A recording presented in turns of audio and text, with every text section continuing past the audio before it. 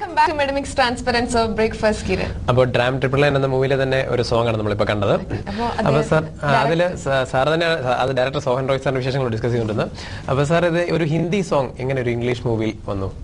അല്ല, സോങ്സ് ഇതിനകത്ത് വളരെ ഇമ്പോർട്ടൻ്റ് ആയിട്ടുള്ള കാര്യം 9 സോങ്സ് വരുന്നുണ്ട്. പക്ഷേ നിങ്ങൾ കണ്ട മുഴുവൻ സോങ്ങും സിനിമയിൽ വരത്തില്ല. വളരെ കുറച്ച് ഭാഗങ്ങൾ നമ്മൾ സിനിമയിൽ കാണിക്കുന്നുള്ളൂ. 2 സോങ്സ് മാത്രമേ നമ്മൾ ഫുൾ ലെങ്ത് കാണിക്കുന്നുള്ളൂ. അതുമല്ല, കാര്യം വെച്ചാൽ നമ്മൾ ഓസ്കാറിൽ തന്നെ നമ്മളിപ്പോൾ കോമ്പീറ്റ് ചെയ്യുമ്പം ഇപ്പം ഞങ്ങൾ ടാർഗറ്റ് ചെയ്യുന്ന മ്യൂസിക്കൽ കാറ്റഗറിയിലേക്ക് ട്രൈ ചെയ്യണം. മ്യൂസിക്കൽ കാറ്റഗറിയിൽ നമ്മൾ ഓസ്കാറിൽ പോകുമ്പോൾ മിനിമം 5 സോങ്സ് വേണം. അത് 3 മിനിറ്റ് കൂടാൻ പാടുള്ളൂ. അങ്ങനെ കുറേ റൂൾസ് ആൻഡ് റെഗുലേഷൻസ് ഉണ്ടല്ലേ. അപ്പം അതുകൊണ്ട് തന്നെ ആദ്യം നമ്മൾ ഓസ്കാർ മനസ്സിൽ കിടന്നുകൊണ്ടാവാം സോങ്സിന് ഇമ്പോർട്ടൻസ് കൊടുക്കണമെന്ന് തീരുമാനിച്ചു. പിന്നെ ഈ ഒരു സിറ്റുവേഷനിൽ ആ സോങ് വളരെ ആവശ്യമായിരുന്നു. കാര്യം ഇപ്പം നിങ്ങൾ തന്നെ കണ്ട സോങ്ങിൽ മനസ്സിലാകാൻ 25 വർഷത്തെ ഒരു കാലയളവ് നമ്മൾ വെറും ഒരു 3 മിനിറ്റ് കൊണ്ട് കാണിച്ചു തീർക്കുകയാണ്. അപ്പോൾ അത് വളരെ ആവശ്യമായിരുന്നു. അതുപോലെ കഥാപാത്രം നമ്മളൊരു പഞ്ചാബിയുടെ മകളായിട്ട് കാണിക്കുന്നത്. അപ്പം ഒരു ഹിന്ദി കടന്നു വരാനുള്ള ഒരു റീസൺ അതാണ്. അപ്പോൾ സിറ്റുവേഷൻ അങ്ങനെ ആവശ്യം ഉണ്ടായിരുന്നുകൊണ്ടാണ്. സാർ ഇതിന് മുന്നേ ഒരുപാട് വർക്കിൽ ലിറിക്സ് എഴുതിയിട്ടുണ്ട്. ഇതിന്റെയും ലിറിക്സ് സാർ തന്നെ എഴുതിയിരിക്കുന്നത്. അപ്പോൾ മ്യൂസിക് ഡയറക്ഷൻ ഔസേപ്പച്ചൻ സാറാണ് അല്ലേ? ആ ഒരു എക്സ്പീരിയൻസ് എന്തായിരുന്നു? ആക്ച്വലി ഔസേപ്പച്ചൻ ഞാനുമായിട്ടുള്ള ഒരു ബന്ധം ഇതിലാണ് ഏറ്റവും കൂടുതൽ എനിക്ക് ഇൻവോൾവ് ചെയ്യേണ്ടി വന്നത് മ്യൂസിക്കിന്റെ കാര്യത്തിൽ. അതിൽ മ്യൂസിക് എൻ്റെ പണ്ട് തൊട്ടുള്ള എൻ്റെ ഒരു വീക്ക്നെസ് ആയിരുന്നു. ഞാൻ ഓൾറെഡി 95 ഗാനങ്ങളോളം ലിറിക്സ് ഞാൻ ചെയ്തിട്ടുണ്ട്. ഒരു 2-3 സിനിമയ്ക്കും ചെയ്തിട്ടുണ്ട്. സ്കൂളിൽ പഠിക്കുമ്പോഴേ ഉള്ളൊരു തന്നെ യുവജനോത്സവ വേദികളിലൊക്കെ എന്നെ എവിടെയെങ്കിലുമൊക്കെ കൊണ്ടെത്തിച്ചിട്ടുണ്ടെങ്കിൽ ഈ രചനയാണ്. അപ്പം ഇതിൽ വന്നപ്പോഴത്തേക്ക് എൻ്റെ 1 വർഷത്തോളം എടുത്തു ഇതിൻ്റെ മ്യൂസിക് ഡെവലപ്പ് ചെയ്യാൻ. കാര്യം ഞാൻ മാഷിൻ്റെ അടുത്ത് പറഞ്ഞത് ഇതൊരു 5000 yearsന്റെ മ്യൂസിക് ജേർണി പോലെ നമുക്ക് കൊണ്ടുവരണം. അങ്ങനെ മാഷത് ലോകത്തിൽ ആദ്യമായിട്ട് ചെയ്ത രജിസ്റ്റേർഡ് മ്യൂസിക് എന്ന് നമുക്ക് പറയാവുന്നത് ഒരു വളരെ സ്പെസിഫിക് പാറ്റേണിൽ മ്യൂസിക് ചെയ്തു പോയേക്കുന്നത് നമ്മുടെ വേദമന്ത്രങ്ങളാണ്. 5000 വർഷത്തിന് മുമ്പ് അത് ഏത് രാഗത്തിൽ ചെയ്തു അത് തന്നെയാണ് ഇപ്പോഴും നമ്മൾ യൂസ് ചെയ്യുന്നത്. അപ്പം അങ്ങനെ മാഷ് ശാന്തി മന്ത്രത്തിൽ നിന്നാണ് ഈ മൂവി സ്റ്റാർട്ട് ചെയ്യുന്നത് തന്നെ. പിന്നെ അത് പല കാലയളവിലുള്ള ഇപ്പം നിങ്ങൾ കണ്ട ഗസൽസിലൂടെ ഇങ്ങനെ കടന്ന് മോഡേൺ റാപ്പിലൂടെ ഒക്കെ കടന്നു പോകുന്ന രീതിയിലാണ് ചെയ്തേക്കുന്നത്. ഈവൻ ഒരു മലയാളം സോങ്ങും ഇതിനകത്ത് ഉൾപ്പെടുത്തിയിട്ടുണ്ട്. അതുകൊണ്ട് തന്നെ ഇപ്പം ഇതിനകത്ത് ഞാൻ തന്നെ ഗാനങ്ങൾ ഇപ്പം 3 ലാംഗ്വേജിൽ വരുന്നുണ്ട്. ഇംഗ്ലീഷും മലയാളവും ഹിന്ദിയും വരുന്നുണ്ട്. പക്ഷെ എനിക്കത് എഴുതിയതുകൊണ്ട് എനിക്ക് സത്യം പറഞ്ഞാൽ ഭയങ്കരമായിട്ട് ഇൻവോൾവ് ചെയ്യാൻ പറ്റും. കാര്യം നമ്മൾ എഴുതുന്ന ഓരോ വരിയും മ്യൂസിക് ഇട്ട് വരുമ്പോൾ കിട്ടുന്ന ഒരു സായുജ്യം ഭയങ്കരമാണ്. അതൊരു സിനിമ ചെയ്യുന്നതിനേക്കാളും എനിക്ക് ഏറ്റവും കൂടുതൽ സന്തോഷം വരുന്നത് ഇതിന്റെ മ്യൂസിക് ഇട്ട് വെക്കുമ്പോഴാണ്. ചില സോങ്സ് ഒക്കെ മാഷ് ചിലപ്പോൾ രാവിലെ ഞാൻ എണീക്കുമ്പോഴായിരിക്കും വിളിച്ചിട്ട് വരുന്നത് ഈ ട്യൂൺ മതിയോ എന്ന് പറഞ്ഞ് ഫോൺ ചെയ്യും. ഉടൻ തന്നെ ഞാൻ ഹോട്ടലിലായിരിക്കും. ഉടൻ തന്നെ മാഷിന്റെ വീട്ടിലേക്ക് ചെല്ലും. പിന്നെ ചില ദിവസം ഞങ്ങൾ രാത്രി 2 മണി 3 മണി വരെയൊക്കെ ഇരുന്നിട്ട് പോയി നൈറ്റിൽ ഫുഡ് കഴിക്കാനൊക്കെ വിട്ടുപോകും. അങ്ങനെ ഞാൻ 10-20 തവണ ചെന്നൈക്ക് ഇതിനു വേണ്ടി പോയിട്ട് തന്നെയാണ്. അങ്ങനെ ഏറ്റവും കൂടുതൽ സമയം ചെലവഴിച്ചേക്കുന്നതും സോങ്സിന് വേണ്ടിയാണ്. അതുകൊണ്ട് 1 വർഷത്തോളം മാഷ് ഇതിനു വേണ്ടി ബുദ്ധിമുട്ടി. അതിനുശേഷം റീ റെക്കോർഡിങ്ങിലും അദ്ദേഹം തന്നെയായിരുന്നു.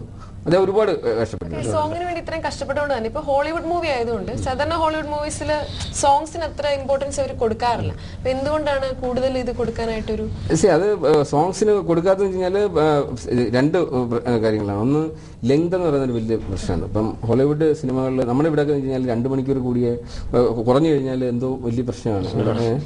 കാര്യം നമ്മുടെ തിയേറ്ററുകളിലൊക്കെ നമ്മുടെ കൺവെൻഷണൽ രീതിയിൽ 3 ഷോ, ഒരു മാറ്റിനി, ഫസ്റ്റ് ഷോ, സെക്കൻഡ് ഷോ. പക്ഷേ അതേസമയം നമ്മൾ അമേരിക്കൻ മാർക്കറ്റിലും യൂറോപ്പ് മാർക്കറ്റിലും പോയ എല്ലാം മൾട്ടിപ്ലക്സിലാണ്. അവിടെ സിനിമയുടെ ലെങ്ത് കൂടി കഴിഞ്ഞാൽ നമ്പർ ഓഫ് ഷോസ് കുറയും. മനസ്സിലായില്ലേ? അപ്പം 6 ഷോ കാണിക്കേണ്ട അടുത്ത് നിങ്ങൾ ലെങ്ത് കൂടിയ സിനിമ കൊണ്ടിരുന്നു കഴിഞ്ഞാൽ 4 ഷോ ആയിട്ട് പോകും. അങ്ങനെ വരുമ്പോൾ ഈ എക്സിബിറ്റേഴ്സിന് താല്പര്യം ഉണ്ടാകത്തില്ല ലെങ്ത് കൂടിയ സിനിമ. അപ്പൊ ഇതിന് മാർക്കറ്റിംഗ് പെർസ്പെക്റ്റീവ് നമ്മൾ ആലോചിക്കണം. അങ്ങനെ വരുമ്പം ഇത് പ്രോഡക്റ്റ് നമ്മൾ ഉണ്ടാക്കിയാൽ മാത്രം പോലും ഇത് അൾട്ടിമേറ്റ്ലി തിയേറ്ററിലെത്തണം. തിയേറ്റർ ഓണർക്ക് താല്പര്യം ഉണ്ടാകും. അപ്പൊ തിയേറ്റർ ഓണർക്ക് താല്പര്യം ഉണ്ടെങ്കിൽ ലെങ്ത് വേണം. അപ്പൊ ഈ 90 മിനിറ്റ് സിനിമ നമ്മൾ ഉണ്ടാക്കുമ്പോൾ അല്ലെങ്കിൽ 100 മിനിറ്റ് സിനിമ ഉണ്ടാക്കുമ്പോൾ അതിനകത്ത് സോങ്സ് എല്ലാം വന്നു കഴിഞ്ഞാൽ അല്ലാതെ സാഹിബിന് സോങ് ഇഷ്ടപ്പെടാത്തതുകൊണ്ടൊന്നുമില്ല. നമ്മളെക്കാളൊക്കെ ഏറ്റവും കൂടുതൽ മ്യൂസിക് വിൽപ്പന നടക്കുന്നതെല്ലാം ഇംഗ്ലീഷുകാരിലാണ്. നല്ല സോങ്സ് എന്ന് കഴിഞ്ഞാൽ അവർ എൻജോയ് ചെയ്യുന്നുണ്ട്. ഇപ്പം പല ബോളിവുഡ് മൂവീസും സോങ്സ് കാണാൻ വേണ്ടി ചേർന്ന ആൾക്കാരുമുണ്ട്. പക്ഷെ അത് ചെയ്യേണ്ട രീതിയിൽ ചെയ്ത് കഴിഞ്ഞാൽ കുഴപ്പമില്ല. പിന്നെ ഇതിനകത്ത് ഞങ്ങളങ്ങനെ സോങ്സ് 9 സോങ് ഉണ്ടെന്ന് കരുതി 9 × 5 45 മിനിറ്റ് സോങ് അങ്ങനെയൊന്നും ഇല്ല. ചില 2 സോങ് ഫുള്ള് കാണിക്കുന്നുണ്ട്. ബാക്കിയൊക്കെ ചെറിയ ഒരു ആവശ്യം വരുമ്പോൾ 2 വരി 4 വരി അങ്ങനെ വരുന്നുള്ളൂ. ഈവൻ ഓമന തിങ്കൾ കിടാവ് വരെ നമ്മൾ ഇതിനകത്ത് കേട്ടിട്ടുണ്ട്. അത് രണ്ടുപേര് ഓമൻ തിങ്കൾ കിടാവും. സാർ നമ്മൾ പറയാൻ വിട്ട ഒരു കാര്യമുണ്ട്. നമ്മള് കാൻസ് ഫിലിം ഫെസ്റ്റിവലിന് അപ്പിയർ ചെയ്തിരുന്നല്ലോ, അതുപോലെ തന്നെ 16 നാഷണൽ അവാർഡ് വിന്നേഴ്സിനൊപ്പം ഒരു മലയാളി ഡയറക്ടറുടെ ഫിലിം കാൻസ് ഫിലിം ഫെസ്റ്റിവലിൽ പോകുന്ന മലയാളികൾക്ക് എല്ലാവർക്കും അഭിമാനിക്കാവുന്ന ഒരു കാര്യമാണല്ലേ. അപ്പൊ സാർ അപ്പൊ അവിടെ പോയപ്പോൾ ഉണ്ടായ എക്സ്പീരിയൻസ് എന്തായിരുന്നു?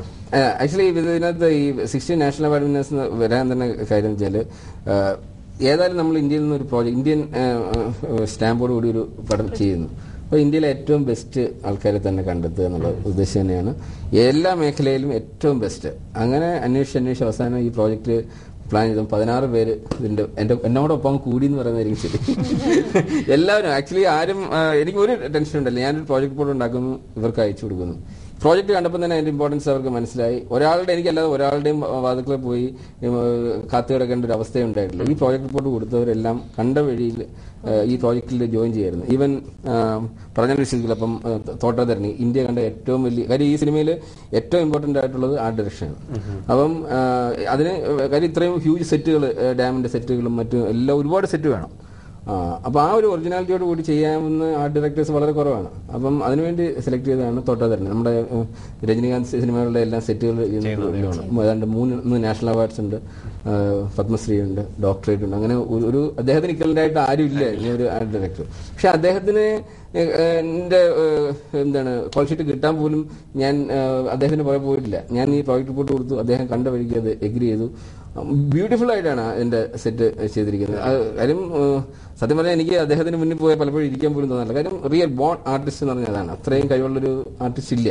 പക്ഷെ അദ്ദേഹം പോലും ഇതിനു വേണ്ടി വളരെ ആത്മാർത്ഥമായിട്ട് ചെയ്തു. അതിന്റെ റിസൾട്ട് വന്നിട്ടുണ്ട്. സർ, ഇപ്പൊ ഇത്രയും കോംപ്ലിക്കേറ്റഡ് ആയിട്ടുള്ള ഒരു സബ്ജക്റ്റ് ആണ്, എന്നാൽ റിലവന്റ് ആയിട്ടുള്ള ഒരു കാര്യമാണ്.